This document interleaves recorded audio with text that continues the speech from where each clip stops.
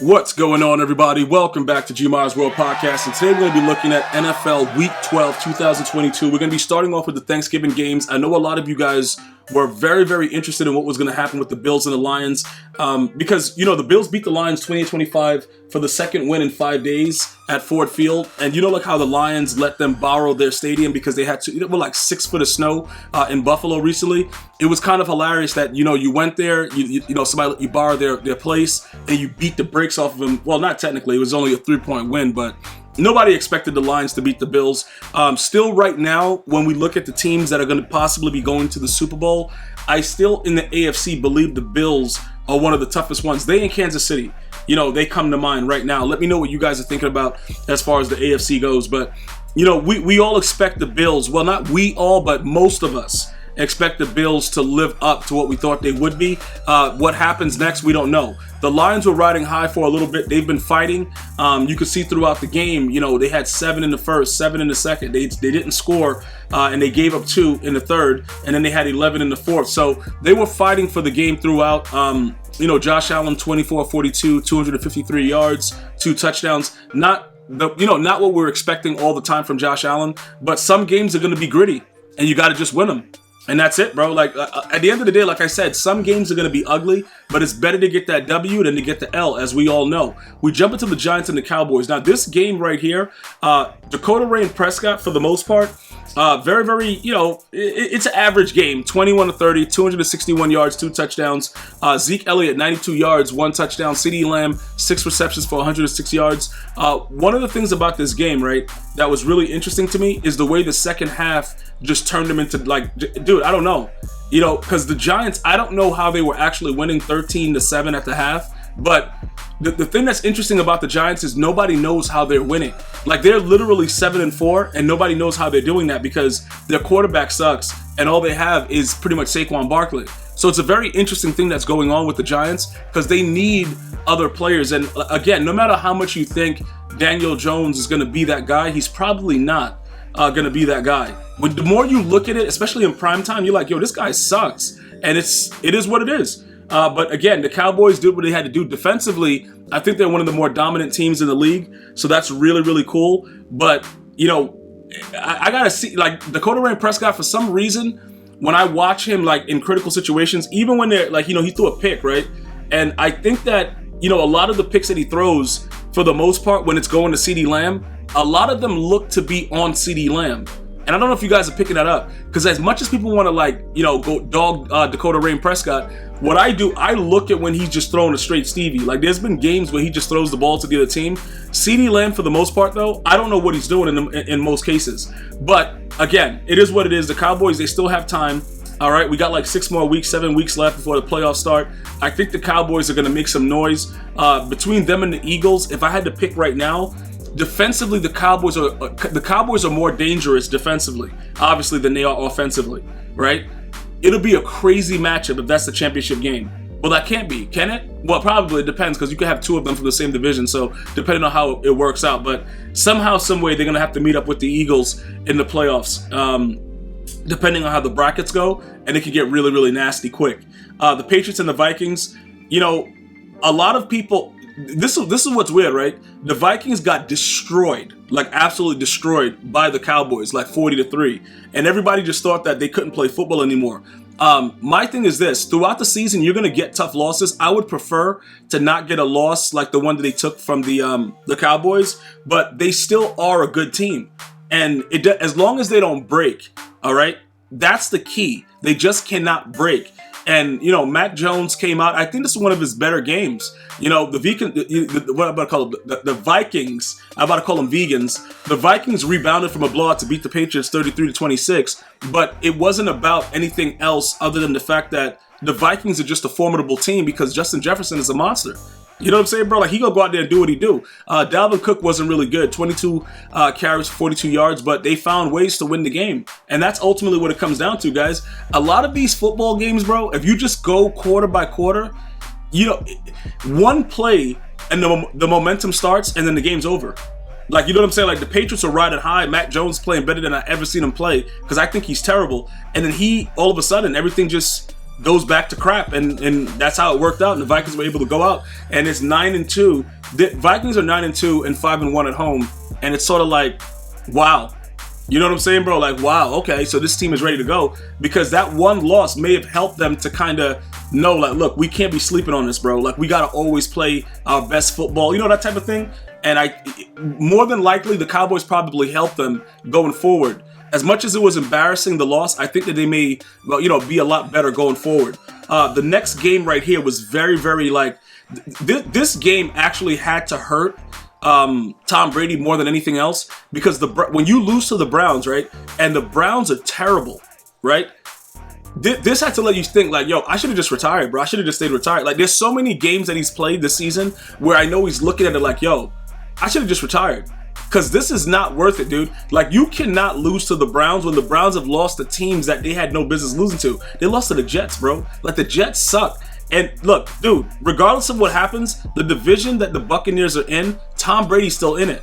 So as long as there's playoffs, it's always life. But this is not the same Tom Brady. You know, he was 29-43, 246 yards, 2 touchdowns. But this is not the same Tom Brady, bro. Like, dude, this team right here, it ain't the same thing. Something's going on. The receivers suck. He sucks. I don't know what's going on. But the Browns are a horrific football team this year, right now. When Deshaun Watson gets there and we see how that's working, maybe it changes up. But right now, they sucked. You know what I'm saying? It is what it is. I don't know exactly what happened, but, you know, it is what it is, bro. Like, I think that this is one of the toughest losses that Tom Brady has taken in his whole entire career, bro, to just be totally honest. The Bengals and the Titans. This started off like the Titans were ready to go, and I saw, like, the touchdown that I saw when Derrick Henry was running down the field and he fumbled at the end. That was hilarious, because I know fantasy football owners were like, yo, are you serious?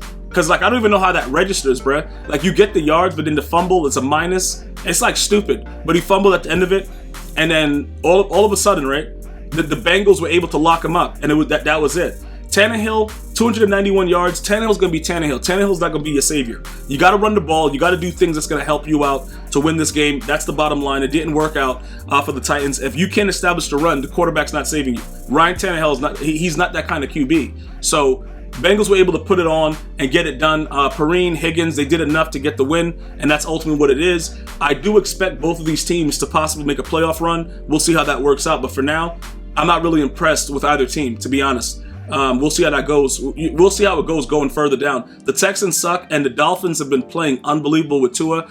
I think he's one of the most... He's a very, very big surprise. He's like a magnificent surprise this year. And Tyreek Hill, I was very disappointed, bro. The dude was averaging like 140, 50 yards a game. Dude, what's up, bro? Couldn't get more than that against a Texans defense? Like, bro, whatever. It is what it is. But don't look now, dude. The Dolphins are 8-3. It's starting to get real grisly, and I'm not even gonna lie. Jump to the Bears and the Jets. Mike White, they benched Zach Wilson because he sucked. Mike White comes in. He had a game similar to this last year, I believe. 315 yards, 3 touchdowns. They got a quarterback situation going on in New York, but I think that you'll probably stay with Mike White for now after that game. The Bears are not really a good team like that, but you know, to go out there and throw up 300 yards, you know, throwing a touchdown party with 3 TDs, I gotta look at that. If you root for the Jets, you gotta say, damn, wow, you know, Zach Wilson's garbage. Well, you know, he'll bang your mom's friend. You know what I'm saying, bro? But like, is he doing anything on the field? Maybe not. You know, to be totally honest. So it is what it is. Jumping to the Falcons and the Commanders. Tough game. Commanders win again. Mariota, 174 yards, 1 touchdown. Not going to get it done in this situation. And ultimately, you know, Kendall Fuller, he sealed the Commanders' win with a deflected interception. Very, very high defensive game throughout. So both teams were struggling, and the Commanders just came out on top, bro. Like, there's nothing else to really talk about. And this was the game of the day for me, bro. Because Russell Wilson, bro, this dude, he's like, yo, let's ride to the #1 pick in the draft, dog. Russell Wilson is so bad, it is embarrassing. Sam Darnold, bro, dominated him. Let me say that again. Sam Darnold, okay, bro, dominated him. Russell Wilson has, like, they have to, I would release him now during the season and just take the L with the loss of the money or whatever. I would just get rid of him now, because if you keep him there, now that the defensive players are outright going into his face during the game and telling him like, yo, bro, you suck, and then Russell Wilson's response is like, all right, let's ride, bro, he's going to end up, like, that team is going to go crazy in there. Like, can you imagine, like, bro, he's like, yo, you suck, dude. He's like, yo, let's ride. Like, what? Like, hold on. Russell Wilson has to go. You lose to the Panthers, that's it. We're done. You're done. Get him out. He has to leave right now. And if I hear him say, let's ride one more time, dude, leave like how, bro, one more again, like, bro, I'm going to lose it. Like, he's a complete, like, he's that lemon that you go to the dealership and get, and it's like a Bentley on the outside, and then it just won't start. He is a disgust, bro, he sucks. Get that guy out of Denver immediately. Ravens and the Jags. This is a tough loss right here for the Ravens, man. And I know people are going to say, yo, Lamar Jackson, he wants all that money. And dude, it's the NFL, man. It's definitely the NFL. The Jags win on a Marvin Jones, TD and a 2-point conversion. GG's in the chat. I don't think anybody expected this to happen. This was crazy. But again, if you're going to do this for every single game where you're like, oh my God, he wants all that money and this is what it is, it's going to be impossible for anybody to get paid. Every player is going to have games like this where it's tough. And it's just like the defense just played really well. And congratulations to the Jaguars with that win. Chargers and the Cardinals. Tough one, man. Tough. Yo, bro, late TD and 2-point conversion to grab the win over the Cardinals. Chargers, GG's, bro. You did what you had to do. Look, I don't know. Justin Herbert, 274 yards, 3 touchdowns. GG's. It's nothing else I can really say about what's going on, bro. I just have to let it ride. Let's move on. The Raiders and the Seahawks. How did the Raiders win this game? Geno Smith, 328 yards and 2 touchdowns. How?